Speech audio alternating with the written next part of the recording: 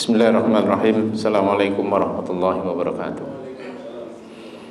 Innal hamdalillah nahmaduhu wa nasta'inuhu wa nastaghfiruh wa na'udzu billahi min shururi anfusina wa min sayyiati a'malina. May yahdihillahu fala mudilla lahu wa may yudlil fala hadiya lahu. Asyhadu an la ilaha illallah wa asyhadu anna Muhammadan abduhu wa rasuluh. Allahumma salli ala Muhammadin wa ala alihi wa sahbihi ajmain. Amma ba'd. Qala Allah Ta'ala fi kitabil karim, a'udzu billahi minasy syaithanir rajim, yauma la yanfa'u malun wala banun illa man atallaha biqalbin salim. Shadaqallahul adzim. Alhamdulillah, pada sore hari ini kita manfaatkan waktu kita untuk mengikuti kajian rutin ya, Hadisul Khamis yang secara rutin dilaksanakan di tempat ini. Tema kita pada sore hari ini tentang Masaidul Jud, tingkatan kedermawanan. Tema ini saya ambil dari salah satu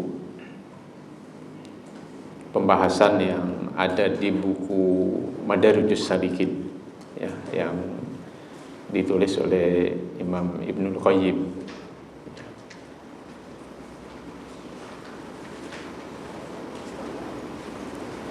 Tema ini dimaksudkan untuk memberikan penjelasan dan mengingatkan kepada kita semuanya bahwa ternyata kontribusi kita untuk dakwah, untuk kebaikan-kebaikan ini tidak selamanya harus berupa materi. Kedermawanan itu tidak harus dicapai dengan materi semata-mata, tetapi ada banyak macamnya, ada banyak ragam bentuk kedermawanan yang bisa dilakukan oleh seorang muslim, apalagi seorang dai, bahkan oleh semua kita, baik yang berkecukupan atau tidak berkecukupan. Dan ini penting untuk kita pahami. Tapi sebelum masuk ke pembahasan itu, ya, saya ingin sedikit mengingatkan pada kita semuanya bahwa ternyata memang penyakit materialisme itu, kalau kita telusuri jejak-jejak materialisme di dalam Al-Quran, itu merupakan penyakit yang sudah ada sejak lama.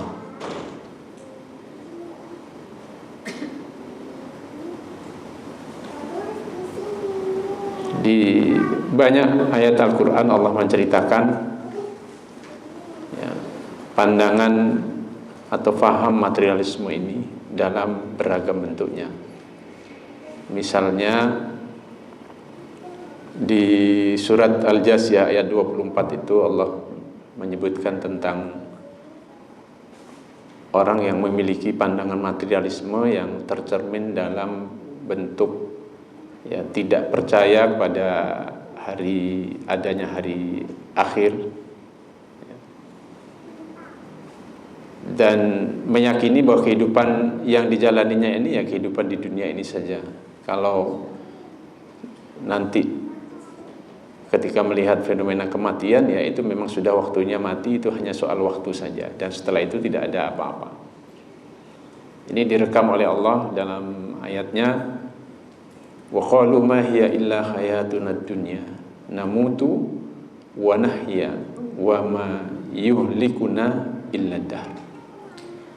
Mereka mengatakan, orang-orang kafir, orang-orang yang hidupnya dikuasai oleh hawa nafsu, yang mengikuti hawa nafsu itu, mengatakan ya kehidupan kita ini hanyalah kehidupan dunia ini saja. Namutu wa nahya, kita mati dan kita hidup. Wa ma yuhlikuna illa dahr, dan kalaupun kemudian kita mati, kata mereka, itu hanya soal waktu saja. Ya. Memang waktunya mati ya sudah, setelah itu selesai urusannya. Ini adalah contoh ya, contoh tentang orang yang memiliki pandangan materialistik dalam melihat dan memandang kehidupan ini. Sehingga dalam menjalani kehidupan ini ya, karena ini hidup ini hanya sekali di dunia ini, akhirnya ya dia tidak mengenal halal dan haram. Dia ingin memuaskan kehidupannya di dunia ini dengan sepuas-puasnya, karena itu yang diyakininya. Nah, ini adalah salah satu bentuk materialisme atau penyakit materialisme yang diidap oleh ya, umat manusia sejak zaman dahulu kala. Ya. Bentuk materialisme yang kedua juga bisa adalah bentuk penilaian seseorang, yang memberikan penilaian sukses tidaknya seseorang, baik dan tidaknya, salah dan benarnya seseorang itu dikaitkan dengan materi. Kalau lihat menilai anaknya sukses tidaknya itu ya dengan penilaian kalau dia sudah punya mobil mewah, sudah punya rumah megah, ya punya pekerjaan yang bergengsi, jadi ini dan jadi itu, maka dia sukses. Tanpa peduli lagi apakah dia masih sholat, apakah dia rajin ibadah, bagaimana akidahnya, bagaimana keyakinannya, itu sudah nomor sekian hitungannya. Yang menjadi ukuran kesuksesannya adalah materi atau materialisme ini. Ini juga dikisahkan oleh Allah dalam salah satu ayatnya ketika Allah Subhanahu wa taala bercerita tentang Qarun. Fa kharaja ala qaumihi fi zinatihi. Ya, kemudian Qarun keluar menemui kaumnya dalam satu acara yang sudah disiapkan, fi zinatihi, ya, dengan baju kemegahannya. Ya. Qala alladziina yuriduna al-hayata ad-dunya. Kemudian orang-orang yang menginginkan kehidupan dunia, ya, ini orang-orang yang berpaham materialisme tadi, itu materialistik. Mereka mengatakan, berkomentar ketika lihat tampilan Qarun yang begitu megah, ya, dengan baju kemegahannya, mereka mengatakan, ya laitan lana mislama utiya Qarun.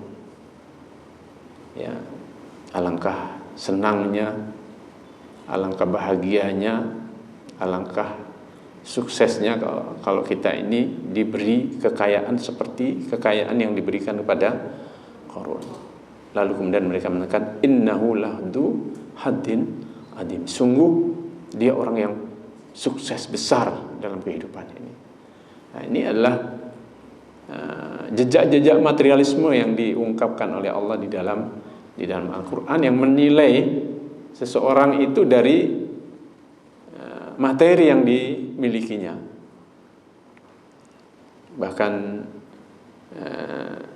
di tahun berapa itu dulu kita pernah membaca berita, ada seorang penjahat besar, ya, tinggal di sebuah kampung di Jawa Timur, ya. Ketika mau ditangkap oleh polisi karena dia digerebek, dikepung oleh polisi di kampung itu, masyarakat memberikan pembelaan. Nah, memberikan pembelaan pada penjahat ini. Setelah ditanyakan kenapa mereka memberikan perlindungan dan pembelaan kepada penjahat ini, mereka mengatakan dia orang baik. Dia suka membagi harta kepada kami. Nah, ini kan sebetulnya bagian dari contoh bagaimana orang itu menilai baik tidaknya seseorang itu hanya dari pemberian materi yang diberikan oleh seseorang, tanpa mau bertanya dari mana didapatkan. Dan ini bisa kita temui dalam kehidupan kita, yang menilai bahkan bukan hanya baik dan buruk, nah, tapi benar dan salah itu kadang-kadang diukur dengan materi. Di pihak lain bahkan penyakit ini juga melanda, dialami oleh para pejuang, para aktivis dakwah juga kadang-kadang. Kadang-kadang mereka menilai benar tidaknya satu manhaj dakwah itu diukur dengan sejauh mana dakwah itu berhasil mendirikan negara atau meraih kekuasaan dan lain sebagainya. Ini adalah ukuran-ukuran materialistik yang diterapkan juga pada dakwah. Bahkan di zamannya Nabi Musa, ketika mengajak para pengikutnya untuk masuk ke Baitul Maqdis, mereka tidak mau, sebagian besar mereka tidak mau dengan alasan yang bersifat kebendaan, yang bersifat fisik, materi. Mereka mengatakan, qalu ya Musa inna fiha qauman jabbarin. Mereka mengatakan, wahai Nabi Musa, inna fiha qauman jabbarin. Di dalam Baitul Maqdis itu ada orang-orang yang kuat-kuat, qauman jabbarin, orang-orang yang perkasa. Bagaimana kami akan mampu menghadapinya?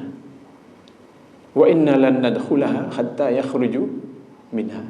Kami enggak akan mau masuk sampai mereka keluar. Nah, ini orang yang pengen berjuang tanpa ada tantangan. Kalau mereka sudah keluar, kami baru mau masuk. Kalau mereka nggak ada di tempat itu, ya nggak ada perjuangan. Ya. Fa in yakhruju minha fa inna dakhilun. Kalau mereka sudah keluar, kami baru masuk. Ya, akhirnya kemudian Nabi Musa mengutus 2 orang nakib, Yusha dan Kalib namanya, di dalam tafsir itu disebutkan. Diperintahkan oleh Nabi Musa untuk melakukan survei. Coba antum survei, disurvei, dikaji, bagaimana, sejauh mana kekuatan mereka dan sebagainya. Dan kemudian setelah melakukan survei dengan matang, mempertimbangkan semuanya, kemudian mereka menyampaikan laporannya itu. Dan ini juga disampaikan oleh Allah, qala rajulani minal ladina yakhafunallah an'amallahu alaihima. 2 orang nakib ini, setelah melakukan masuk ke Baitul Maqdis, mengkaji situasi, dan bagaimana mentalitas orang-orang yang ada yang menguasai Baitul Maqdis itu, dan akhirnya kemudian mereka menyimpulkan, udkhulu alaihimul bab, masuk saja. Sebetulnya walaupun mereka fisiknya besar-besar, tapi mentalnya mereka mental yang penakut. Hanya besar fisik saja. Karena itu udkhulu alaihimul bab, masuk saja ke Baitul Maqdis, pintu gerbangnya masuki, fa idza dakhaltumuhu fa innakum ghalibun. Kalau kamu sudah masuk ke pintu gerbang Baitul Maqdis, kamu menang. Dan akhirnya betul. Sebagian besar orang-orang yang punya pikiran materialisme tadi itu tidak sanggup, tidak ikut memasuki penyerangan Baitul Maqdis bersama Nabi Musa. Dan hanya beberapa orang yang memiliki keimanan yang sangat kuat dan tidak terhalangi oleh persepsi materialistik tadi itu, akhirnya masuk, menyerbu Baitul Maqdis dan diberikan kemenangan oleh Allah Subhanahu wa ta'ala. Di ayat yang lain juga Allah mengungkap tentang penyakit materialisme ini yang juga diidap oleh orang-orang munafik, sehingga mengganggu, menghalangi kontribusi mereka dalam perjuangan dakwah bersama Nabi. Mereka mengatakan kepada Nabi, "Lau kana auradan qariban ya wa safaran qasidan lattaba'u." Kalau ajakan untuk berperang, berjuang ini memberikan keuntungan yang mudah, tidak terlalu sulit, wa safaran qasidan, dan jarak yang ditempuh tidak terlalu jauh, lattaba'u, pasti mereka akan mengikutimu. Walakin ba'udat alaihimus syuqqah, tapi jarak yang harus ditempuh terlalu jauh sehingga melelahkan mereka, dan itu dalam hitungan-hitungan materi bagi mereka itu tidak masuk. Karena dalam perjuangan orang-orang munafik itu yang dituju hanya ya keuntungan materi, saya dapat apa dalam perjuangan ini. Kalau tidak ada materinya, tidak ada sesuatu yang menguntungkan, ya, maka itu tidak terlalu menarik bagi mereka. Ya. Wa sayakhlifuna billahi law istata'na la kharajna ma'akum, dan mereka akan bersumpah pada Allah. Dalam buku tafsir itu disebutkan kalau kata yahlifu itu bersumpah tapi sumpah palsu. Maka di sini diungkapkan oleh Allah, wa sayahlifuna billahi law istata'na la kharajna ma'akum, dan mereka akan bersumpah palsu, ya, law istata'na la kharajna ma'akum, kalau kami mampu kami akan keluar. Sebenarnya yang membuat mereka tidak mampu itu bukan apa-apa, tetapi karena pertimbangan materialisme tadi itu. Nah, ini penyakit yang bisa dialami juga ya, oleh para aktivis dakwah. Dalam perjalanan dakwahnya, kalau sudah terkena penyakit materialisme, maka dia akan kehilangan semangat, terutama ketika menghadapi tantangan-tantangan yang berat. Nah, karena itu di sini tema kita ya tentang tingkatan kedermawanan. Yang dari sini nanti kita akan mengetahui ternyata ya peluang untuk melakukan kebaikan itu bisa didapatkan oleh semua orang. Dan untuk melakukan kebaikan itu tidak selamanya tergantung pada materi. Yang penting kita punya kemauan, ya, punya keikhlasan, punya semangat yang kuat untuk berbuat baik. Ya, maka kita akan bisa ya, menjadi orang yang dermawan tanpa memiliki harta kekayaan sekalipun. Asalkan kita mengetahui maratibul jud, ya, tingkatan kedermawanan sebagaimana yang diingatkan oleh Imam Ibnul Qayyim di dalam bukunya Madarijus Salikin.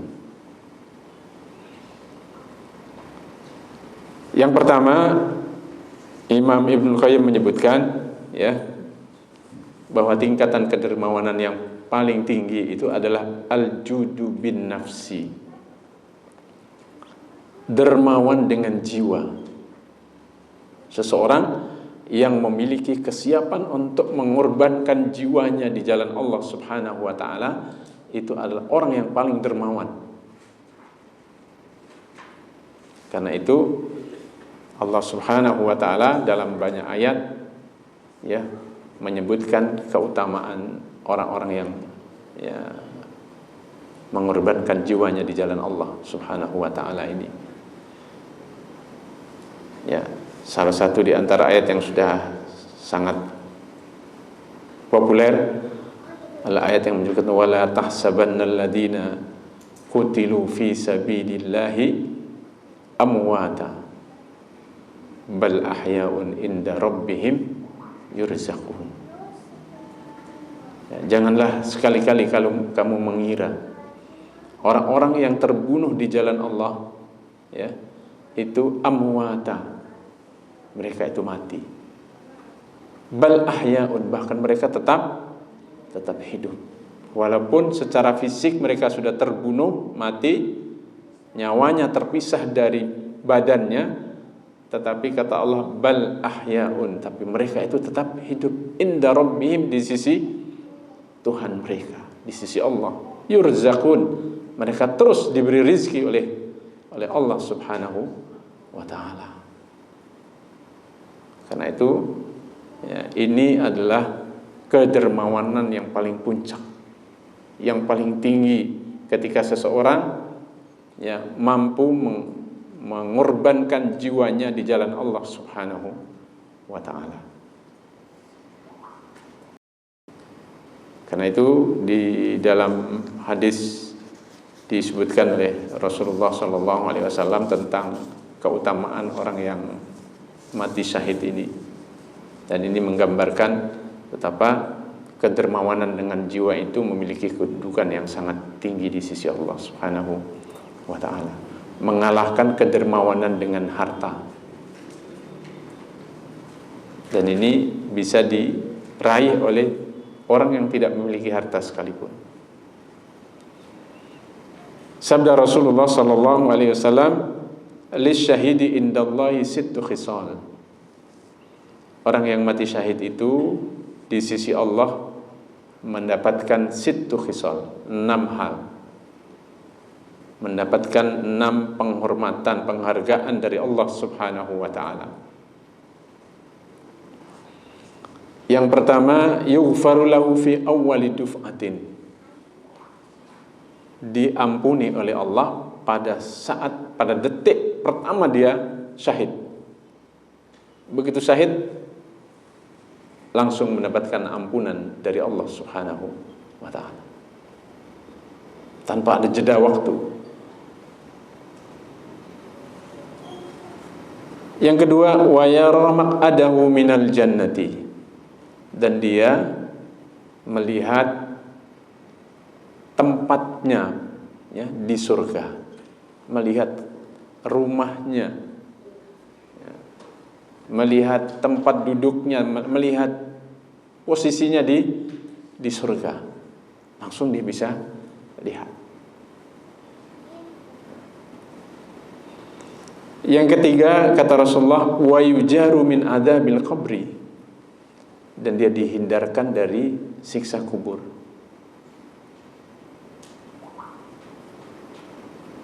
Jadi sudah terhindar dari siksa kubur, ya, tidak akan mengalami sesuatu yang mengerikan di alam kubur.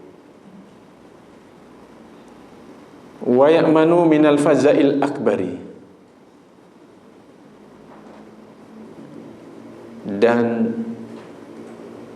terhindar dari ketakutan yang dahsyat nanti di akhirat, di hari kiamat. Ketika semua orang ketakutan, maka orang yang mati syahid ini ya diamankan oleh Allah, diberi keamanan oleh Allah Subhanahu wa ta'ala, tidak merasakan ketakutan sama sekali.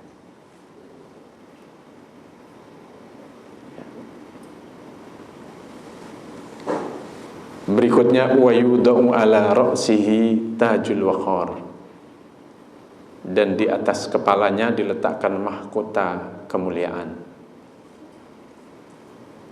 ya, dengan penuh mahkota, dengan penuh manik-manik. Yang kata Rasulullah, al yaqutatu minha, satu butir di antara manik-manik itu yang melekat di dalam mahkota itu, satu butirnya saja khairun minad dunya wa ma fiha, lebih baik dari dunia dan seisinya itu. Itu baru satu butirnya saja.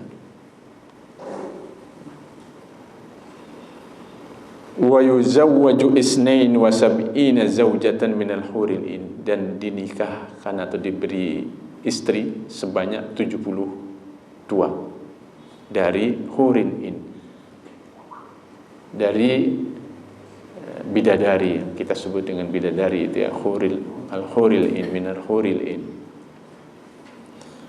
Wa yashfa'u fi sab'ina min aqaribihi, dan diberi hak oleh Allah untuk memberikan syafaat ya sebanyak 70 orang dari kerabatnya. Karena itu Ya, Imam Ibnul Qayyim meletakkan orang yang mampu mengorbankan jiwanya di jalan Allah ini sebagai orang yang paling dermawan.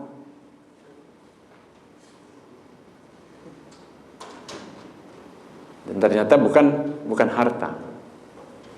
Ternyata orang yang mampu mengorbankan jiwanya di jalan Allah Subhanahu wa taala. Dan itulah kedermawanan yang paling tinggi. Ya. Yang kedua, kata Imam Ibnul Qayyim, ya, tingkatan kedermawanan yang kedua itu adalah al-judu birriasati atau birriyasati. Kedermawanan dengan kepemimpinan. Ini terkait dengan orang yang diberi amanah oleh Allah Subhanahu wa taala menjadi pemimpin. Ya. Yang sesungguhnya amanah kepemimpinan itu kalau digunakan dengan baik, dia bisa berbuat ya, kebaikan yang sangat banyak sehingga bisa meraih tingkat kedua dari kedermawanan ini. Makanya Allah menyebutkan seorang pemimpin itu ketika diberi kekuasaan oleh Allah, disebutkan dalam surat Al-Hajj ayat 41 itu, alladzina immakkannahum fil ardi aqamus shalah wa atuz zakah wa amaru bil ma'ruf wa nahu 'anil munkar walillahi akibatul umur. Yaitu orang-orang yang apabila kami beri kedudukan di muka bumi ini, dijadikan sebagai penguasa, dijadikan sebagai pemimpin, aqamus shalah, mereka menegakkan salat, wa atuz zakah, dan mereka menunaikan zakat, wa amaru bil ma'ruf, dan mereka memerintahkan yang ma'ruf dan mencegah kemungkaran. Dan inilah yang harusnya secara maksimal dimanfaatkan oleh para pemimpin muslim, para penguasa muslim yang diberi amanah oleh Allah menjadi pemimpin. Yang itu bisa dimanfaatkan secara maksimal. Berbeda dengan seorang ustadz, seorang guru, seorang mubalik yang hanya bisa ceramah, bisa menyampaikan nasihat. Tapi kalau penguasa punya kewenangan yang luar biasa.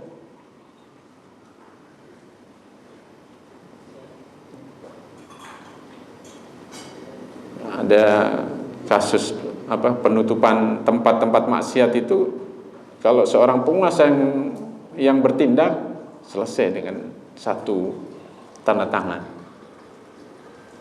Tapi kalau para mubalik berceramah sudah 1000 kali ceramah, nggak akan bisa menutup tempat-tempat kemaksiatan itu. Ya, karena itu kepada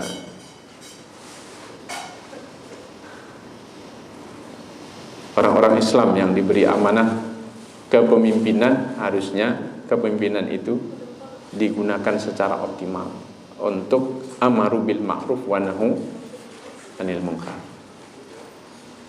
Sebab seperti dikatakan oleh Utsman bin Affan, ya, innallaha la yaza'u bis sultan ma la yaza'u bil Qur'an. Allah itu akan menghentikan suatu kemungkaran melalui kekuasaan apabila tidak bisa dihentikan hanya dengan ayat-ayat Al-Quran. Dan di sini diingatkan ya para muslim, para penguasa muslim agar benar-benar menjaga amanah kepemimpinan ini agar digunakan maksimal untuk amar ma'ruf dan nahi mungkar, bukan semata-mata sebagai jabatan yang bergengsi saja ya, tetapi di pundaknya adalah amanah untuk amar ma'ruf dan nahi mungkar. Dan itu kalau bisa dimaksimalkan, maka dia bisa mendapatkan kebaikan yang luar biasa, bisa menjadi orang yang dermawan. Nah, di sini kadang-kadang sebagian orang melakukan kesalahan ya, yang harusnya memaksimalkan kebaikan melalui kewenangan, kekuasaan yang ada di tangannya, tetapi itu tidak digunakan, tapi dia mencari kebaikan lewat atau mencari kedermawanan lewat harta, lewat yang lainnya. Yang sesungguhnya kalau lewat kewenangan, kekuasaan yang ada di tangannya, dia bisa maksimal meraih kedermawanan tingkatan kedua ini. Karena itu diingatkan oleh Imam Ibnul Qayyim di sini bahwa tingkatan kedermawanan yang kedua itu adalah al-judu birriyasati, ya. Kedermawanan dengan kepemimpinan yang ada di tangannya. Ya. Yang ketiga, al-judu bil ilmi, kedermawanan dengan ilmu.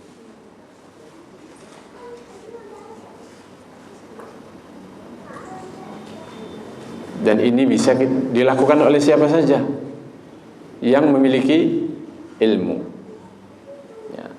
Dan bahkan bukan hanya ilmu syariah saja, tapi ilmu apa saja bermanfaat lalu kemudian diajarkan kepada orang lain dan itu bisa memberikan manfaat bagi orang lain, maka itu juga salah satu bentuk kedermawanan.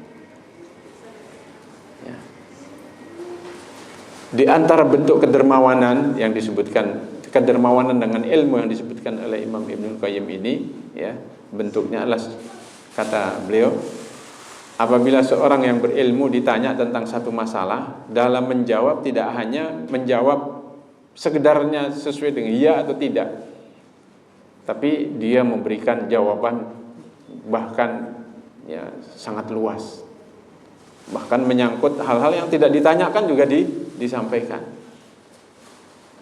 Beliau memberikan contoh tentang gurunya Ibnu Taimiyah. Ibnu Taimiyah itu kalau ditanya satu pertanyaan, jawabannya bisa jadi satu buku.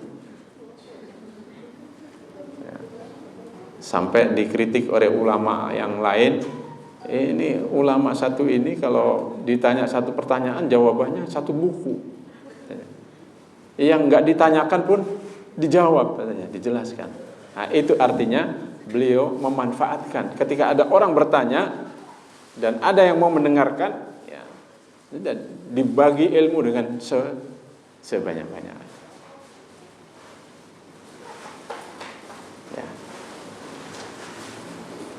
Dan karena itu, ya kadang-kadang karena terhalang oleh paham materialisme tadi itu, ya, ketika ada seorang dai yang setiap pekan menyampaikan kajian, itu masih tidak dianggap sebagai orang baik karena belum ngasih uang.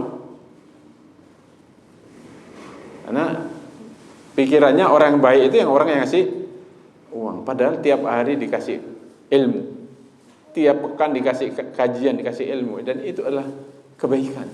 Bahkan bisa lebih baik, ilmu itu lebih baik dari uang, dari harta. Ilmu bisa menyelamatkan kehidupan seorang dari kehancuran, dari kemaksiatan, dari kebodohan, menghilangkan kebodohannya. Tapi harta, kadang-kadang dikasih harta orang malah lebih rusak. Karena itu satu hari Abu Hurairah melihat pengajian Rasulullah SAW sedang sepi di masjid. Ini Rasulullah yang ngasih kajian di masjid, tapi yang datang cuma sedikit. Melihat situasi ini, akhirnya Abu Hurairah keluar, izin pada Rasul, keluar sebentar ya Rasulullah, minta izin. Akhirnya keluar dan datang ke rumah-rumah para sahabat yang enggak datang ke pengajian, dan Abu Hurairah mengumumkan, silahkan kalian datang semuanya ke masjid. Rasulullah sedang membagi harta kekayaan sangat banyak sekali. Tiap rumah diketok, ayo cepet, nggak kebagian nanti. Rasulullah sedang membagi harta kekayaan. Akhirnya mereka semua bergegas datang, sampai penuh masjid. Diperhatikan oleh mereka, ini kok nggak ada harta yang dibagi, kan? Tapi Abu Hurairah masih keliling, ya, masih manggil yang lain. Makin lama makin banyak. Nah, setelah Abu Hurairah dan setelah pengajian datang, ditanya oleh mereka, Antum ini gimana? Nggak ada harta yang dibagi oleh Rasulullah. Antum bilang ada Rasulullah sedang membagi harta yang banyak di masjid. Kata Abu Hurairah, bukankah ilmu yang dibagi oleh Rasulullah ini jauh lebih berharga dari harta benda? Akhirnya baru mereka tersadar. Ya. Dan karena itu, ya, apabila kita memiliki ilmu, maka kita berkewajiban untuk menyampaikannya, dan itu bagian dari kedermawanan kita. Zakat ilmu itu, kata ulama, ya, zakatul ilmi at-ta'lim. Zakat ilmu itu adalah mengajarkan. Karena itu Rasulullah menyampaikan satu ancaman yang sangat keras, ya, man katama ilman ya'lamuhu, barang siapa yang menyembunyikan ilmu yang diketahuinya, ya, jaa yaumal qiyamati mulajjaman bilijamin min narin, maka nanti pada hari kiamat dia akan diikat, dikekang dengan kekang dari neraka, dari api. Ya, karena kita semua berkewajiban, ya, terutama bagi orang yang memiliki ilmu, berkewajiban untuk, ya, mengajak orang lain agar mereka terhindar, terbebas dari kebodohan. Karena kebodohan itu, ya, akan membuat, ya, orang bisa sengsara, bisa sesat, dan lain sebagainya. Ya. Yang kelima, ya, yang keempat, ya.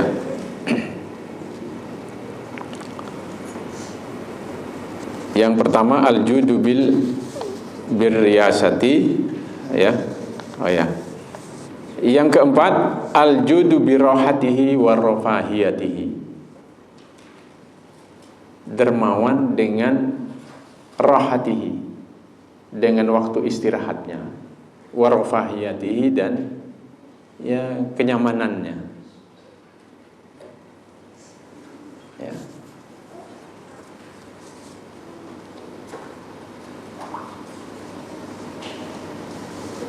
Dia membantu orang lain, ya, kadang-kadang sampai mengorbankan waktu istirahat dan kenyamanannya. Atau dia aktif, ya, berdakwah ini sampai bisa jadi mengorbankan, ya, kesejahteraannya. Kalau dia tidak terlibat di dalam dakwah ini, mungkin dia juga bisa berkarir seperti teman-temannya, ya, jadi direktur ini, jadi direktur itu. Tapi karena dia terlibat di dalam dakwah, maka karirnya itu agak sedikit terhambat. Tapi itu tidak akan sia-sia, ya, tidak akan sia-sia. Semua kontribusi kita, ya, berupa keterlibatan kita di dalam dakwah ini, apalagi juga kalau melibatkan harta dan sebagainya, bahkan waktu istirahat saja, kelelahan, ya, atau kelaparan yang kita alami di saat kita beraktivitas di tengah-tengah aktivitas dakwah ini, itu semuanya ada catatannya di sisi Allah Subhanahu wa ta'ala. Maka ini juga diingatkan oleh Allah Subhanahu wa ta'ala di surat At-Taubah itu, ya, ayat 120 dan 121. Kata Allah, "Maka li ahli al-Madinati wa man haulahum minal a'rab an yatakhallafu an Rasulillahi wa la yarghabu bi anfusihim an nafsihi."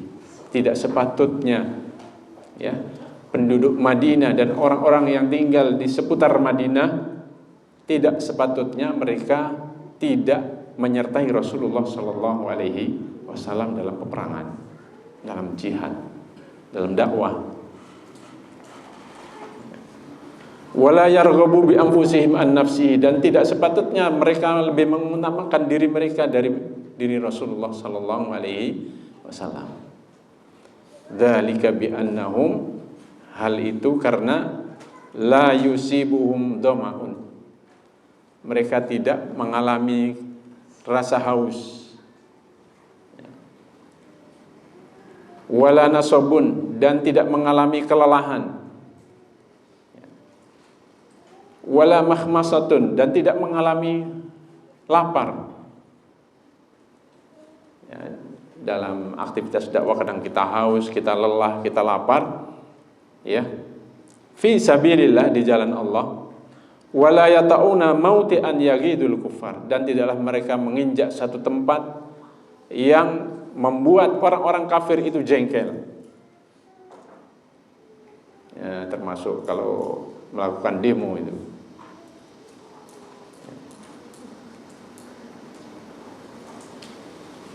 Munasarah apa? Uighur, munasarah Palestina, bisa jadi, ya. Demonstrasi itu membuat orang-orang kafir nggak suka. Nah, tapi ini ada catatannya di sisi Allah Subhanahu wa taala. Wala yata'una mauti'an yaghidul kuffara wala yanaluna min aduwin nailan, dan tidaklah mereka menimpakan suatu bencana pada musuh illa kutiba lahum, kecuali ya pasti dicatat oleh Allah sebagai sebuah kedermawanan, sebagai sebuah amal soleh, ya. Illa kutiba lahum bihi amalun solihun, melainkan dicatat sebagai amal soleh bagi mereka. Innallaha la yudhi'u ajral muhsinin, sesungguhnya Allah tidak menyia-nyiakan pahala orang-orang yang berbuat kebaikan. Antum perhatikan kalimatnya.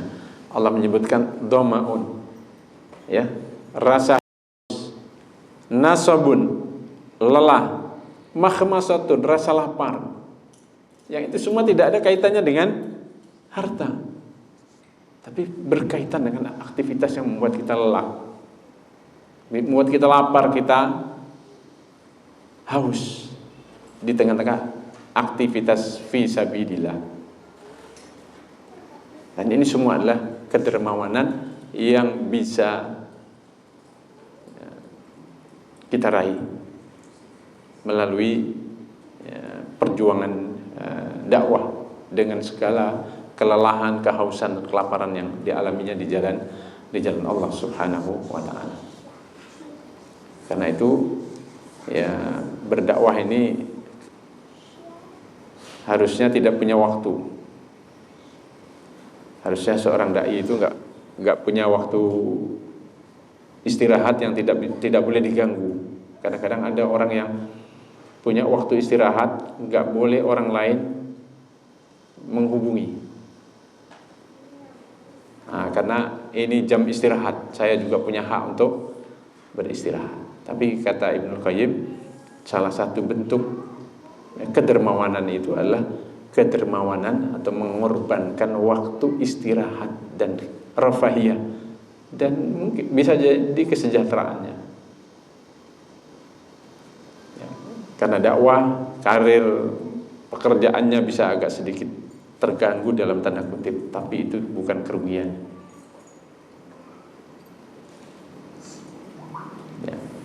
Khadijah, ya, waktu nikah dengan Nabi hartanya banyak. Setelah sekian tahun mendampingi Nabi, hartanya hampir habis. Dan ketika melihat Rasulullah SAW diganggu oleh orang-orang Quraisy, kepalanya dilempar kotoran, nah, kemudian putrinya Fatimah menyaksikan itu, kemudian Khadijah menangis. Ditanya oleh Rasulullah SAW, "Wahai Khadijah, apakah kamu menangis karena hartamu hampir habis untuk mendukung dakwah ini?" Kata Khadijah, "Bukan itu yang membuat saya menangis ya Rasulullah. Saya menangis karena saya menyaksikan anak putri kita yang masih kecil ini harus menyaksikan semua ini." Jadi Khadijah tidak pernah menangisi harta kekayaannya digunakan oleh Rasulullah untuk mendukung dakwahnya. Ya, karena itu ini adalah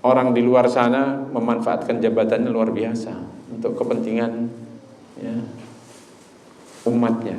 Tapi kadang-kadang pejabat muslim terlalu sayang dengan jabatannya.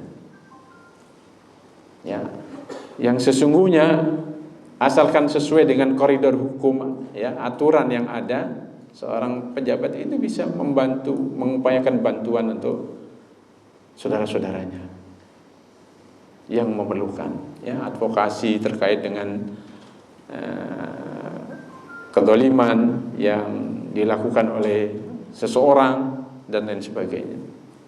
Tanahnya, ada yang tanah yang diserobot, ya, ada hak-haknya yang dirampas dan lain sebagainya. Sesungguhnya itu bisa dilakukan oleh seorang pejabat muslim yang memiliki kedudukan, yang dimanfaatkan untuk membantu saudaranya. Dan itu dicontohkan oleh Rasulullah SAW. Yang berikutnya, yang keberapa ini? Keenam, al-judu binaf'il badan, dermawan dengan manfaat fisik. Ilmu nggak punya, jabatan nggak punya, harta nggak punya, yang punya tenaga, ya sudah dengan tenaga.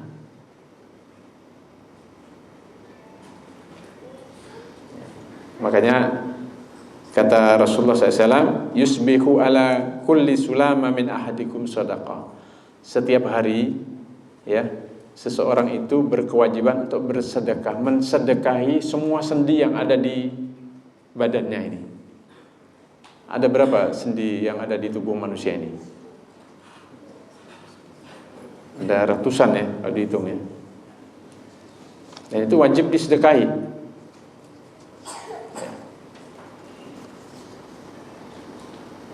Kulla yaumin tatla'u fihi syamsu, setiap hari harus disedekahi.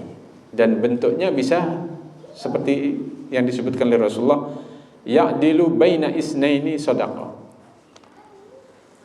Kalau dia berbuat adil, ya, kepada dua orang, ya, bersikap adil pada anaknya, ya, kalau punya dua istri, ya, berbuat adil pada dua orang istrinya, itu ya, dan itu mudah, kan? Kemudian kata Rasulullah SAW, wa yu'inur rajula fi dabati fayahmiluhu 'alaiha aw yarfa'u lahu 'alaiha mata'u sadaqah. Ya, lihat temannya mau pulang, sama-sama pulang, dia enggak punya kendaraan, nah ikut kendaraan saya aja. Nah, itu sedekah yang bisa dipakai untuk bayar kewajiban mensedekahi setiap hari untuk persendiannya tadi itu, ya. Wal kalimatut thayyibatu shadaqah, Rasulullah. Dan perkataan yang baik itu juga sedekah. Wa bi kulli khatwatin yamshiha ar-rajulu ila sholati shadaqah. Dan setiap langkah yang dilangkahkan menuju sholat itu juga sedekah. Jadi tidak ada alasan bagi siapapun untuk tidak berbuat baik, untuk tidak dermawan kepada orang. Kalau tidak punya apa-apa, bantu orang menaikkan barangnya ke atas kendaraannya, itu juga kata Rasulullah sedekah, bentuk dari kedermawanan. Nah, jangan pernah punya alasan, saya nggak punya apa-apa, saya tidak bisa berkontribusi untuk dakwah ini. Ya, karena dakwah ini bisa menerima kontribusi bentuk apapun, dan itu disebut oleh Imam Ibnul Qayyim sebagai kedermawanan. Al-judu binaf'il badani, dermawan dengan manfaat badan atau fisik, ya. Yang ketujuh, bahkan ini agak unik, ya. Yang ketujuh itu al-judu bil irdi, dermawan dengan harga diri.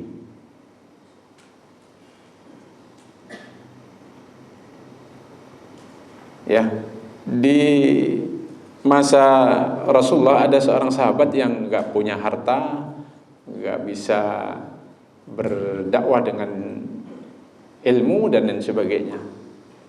tapi dia punya dada yang lapang, luar biasa. Akhirnya dia setiap hari mengatakan, Allahumma la mala li atasaddaqu bihi 'alan nas. Ya Allah, saya ini enggak punya harta untuk bisa saya sedekahkan kepada orang-orang. Ya. Wa qad tasaddaqtu 'alaihim bi irdi. Dan saya sedekahkan, saya hanya bisa bersedekah dengan harga diriku. Apa bentuknya? Bentuknya diumumkan kepada masyarakat, faman syatamani au qadafani fahuwa fi hillin. Barang siapa yang mencelaku, mencaci maki aku, silakan. Wa qadafani, dan ingin menuduh aku, silakan. Fahuwa fi hillin, sudah saya maafkan, saya ikhlaskan. Jadi kira-kira kalau mau marah, mau ini, tumpahkan saja sama saya, udah saya tanggung semuanya, saya nerima. Nah, saya nggak bisa berbuat baik dalam bentuk yang lain. Maka Rasulullah berkomentar, faqala an-nabiyyu man yastati'u minkum ayyakuna ka ibni Damdam. Siapa orang yang bisa berbuat seperti Abu Damdam? Orang sahabat itu namanya Abu Damdam. Luar biasa. Sementara kita di zaman kita sekarang ini, kalau orang tersinggung harga dirinya sedikit saja langsung ke polisi, nyewa pengacara, nuntut 30 miliar. Nah, itu harga dirinya mahal.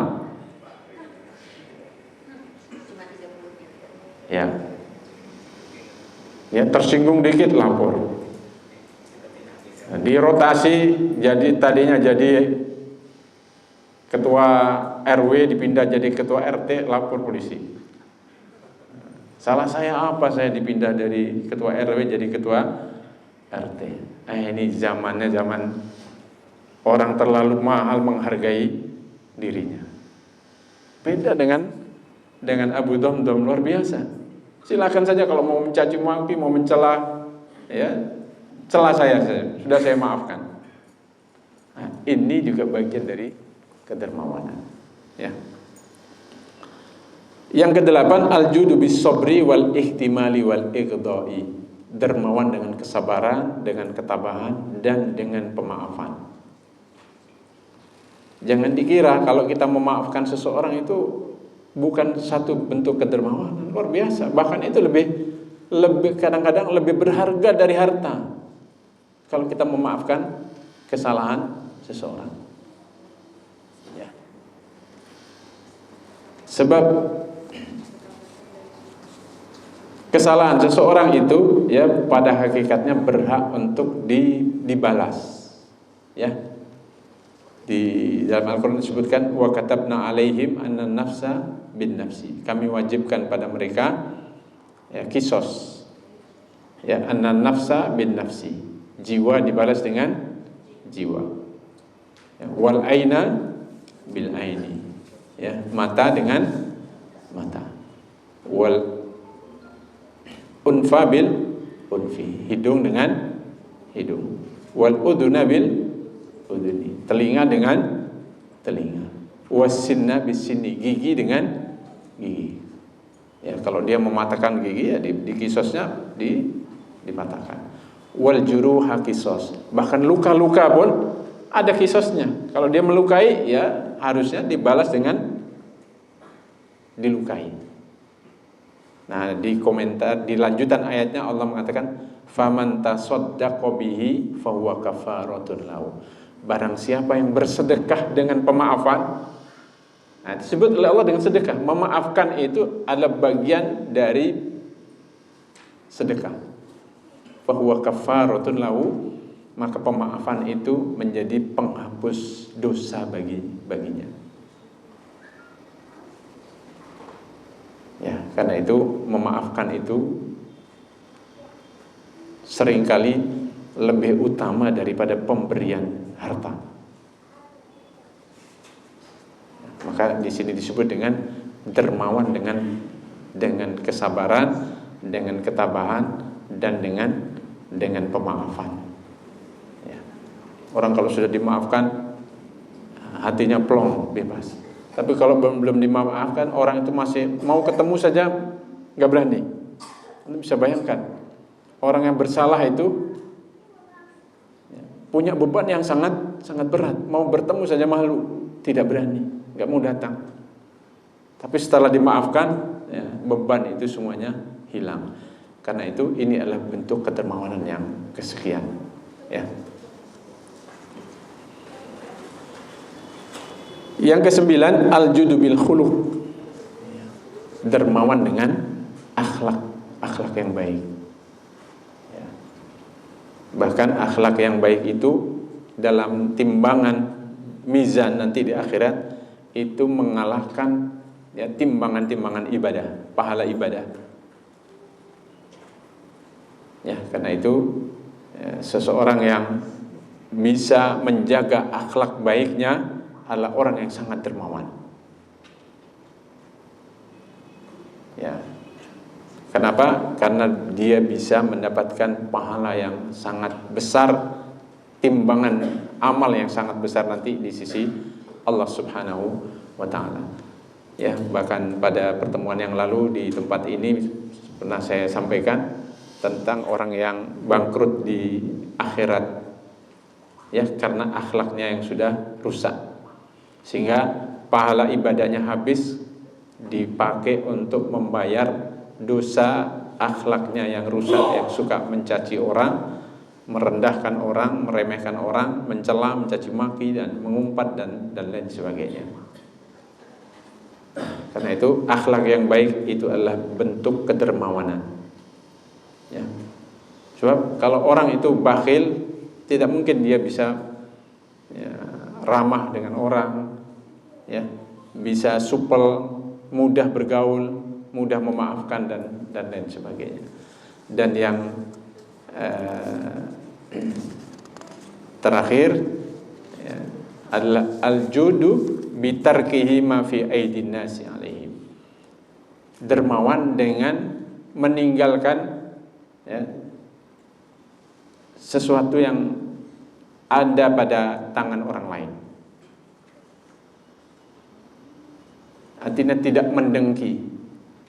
Ya, kadang-kadang orang yang punya penyakit dengki itu melihat kenikmatan seseorang itu dia tidak puas, tidak senang, sehingga dia berusaha untuk bagaimana supaya kenikmatan orang itu, ya, bisa dihancurkan dan kemudian dia berusaha untuk mendapatkannya. Ya, karena itu seseorang yang terhindar dari penyakit kedengkian itu disebut oleh Imam Ibnul Qayyim sebagai orang yang dermawan. Ya. Dengki itu kalau sudah jadi penyakit dalam diri seseorang, itu bisa membuat seseorang itu, ya, kalau datang ke rumah orang yang didengkinya, lihat bangkunya baru, sofa baru, itu bisa dia berniat datang ke rumahnya sambil bawa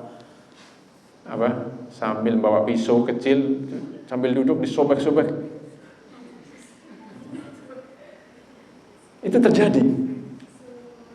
Dan yang paling beratnya, ya, itu dalam apa yang disebut dengan penyakit al-ain.